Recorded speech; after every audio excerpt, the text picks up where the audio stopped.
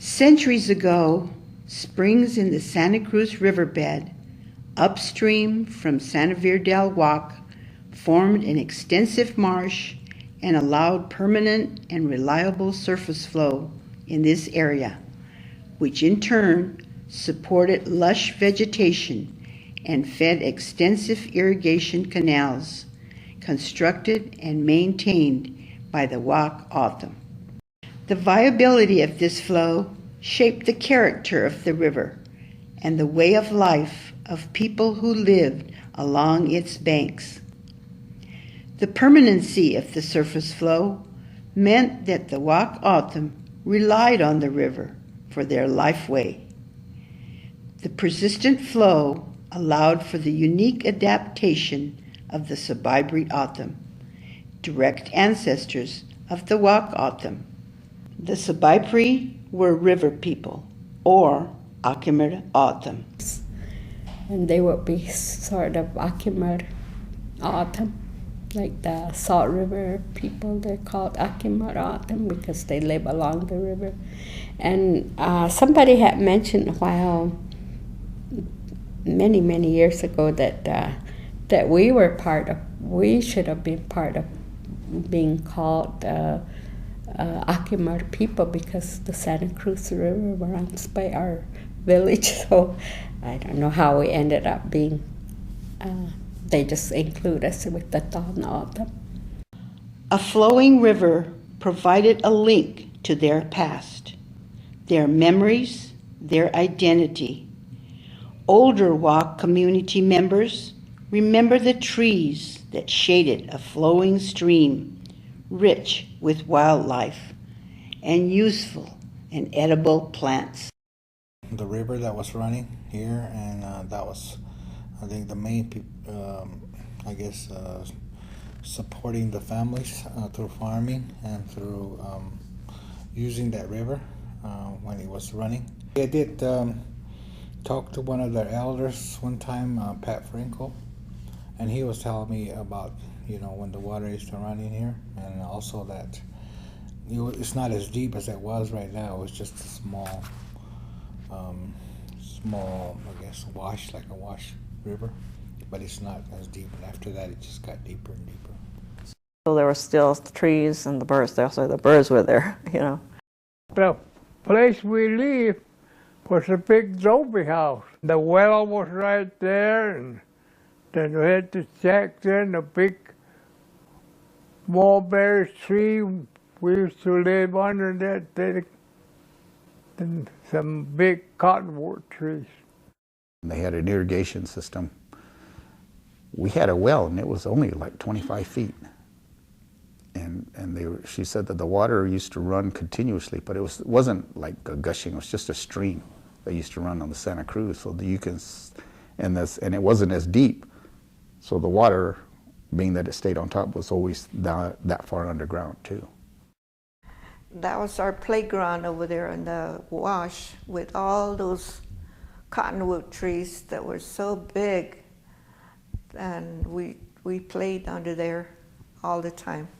Looking at it now, you won't believe what it looked like before.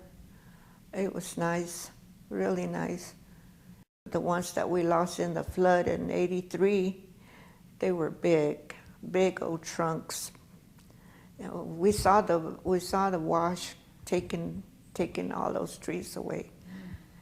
We saw them just crashing into the water, and you see them washing away. It was sad. It was really sad. My mom, so you remember it used to be running a lot, and there was a lot of good trees growing along the big shady trees, and now you don't even have really that anymore. And like that, just to watch it go from a big river to a dry bed, and which only gets water when it rains really hard. It was a big change for them. I've heard a lot of stories about the Hickton, they call it, right there, where there were streams when I was growing up, that there were streams running, and then we could go picnic under the trees under there because it was just so beautiful. water was just running free, with this so clear.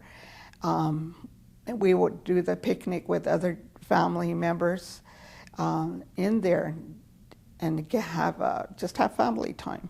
Where I live on the north end of Santa Vera, our backyard where the farms is, the Hickton, they call it, the little irrigation route was just green. It was just running all the time.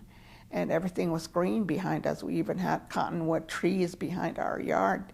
And we would just play there. And right now, like, people are saying that we don't take care of the earth, the water, all that's important and vital to our being.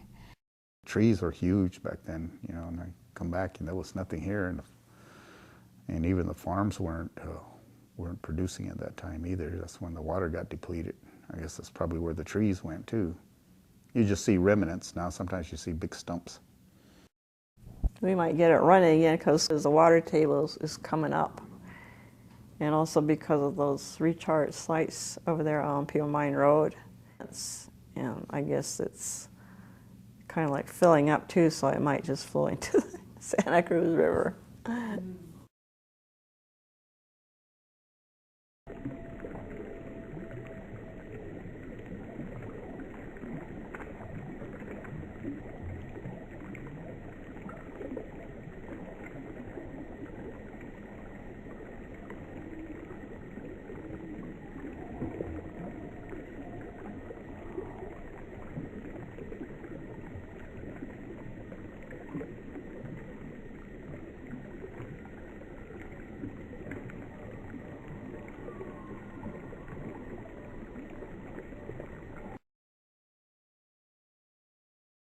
So we're very grateful that the portion of the Santa Cruz River just east of us here has begun to flow.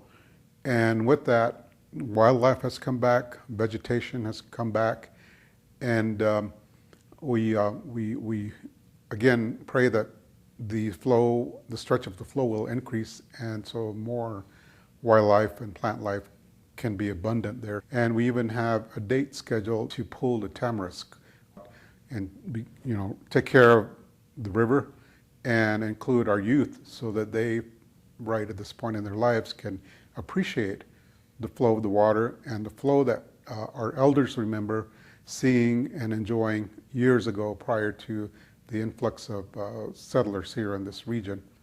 So Rosemont Mine had plans to place groundwater wells south of here, probably about maybe 8 miles or so.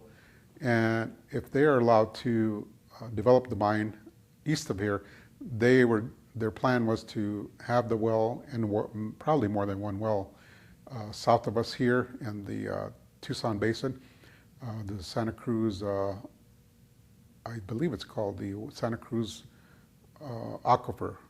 And they would pump the water and build a pipeline east and over the mountain and to their proposed project site.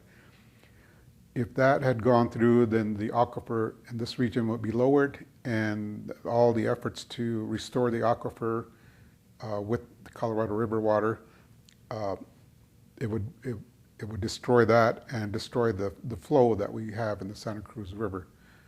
We definitely do not want that to occur. Again, if Rosemont Mine and other projects such as that use volumes of water daily are allowed to be developed, the flow will stop, and we don't want what we have right now reversed at all.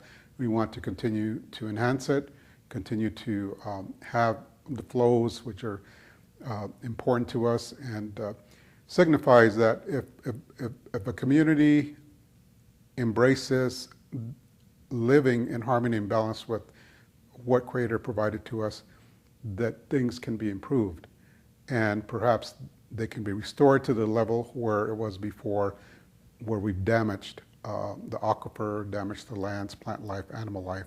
Proper water use is very important for all of us in this region, and I know that people are slowly recognizing that, and we want to continue to build on that fact, and so that we can all enjoy the livelihoods, the lifestyles that we have to be able to live in this beautiful area.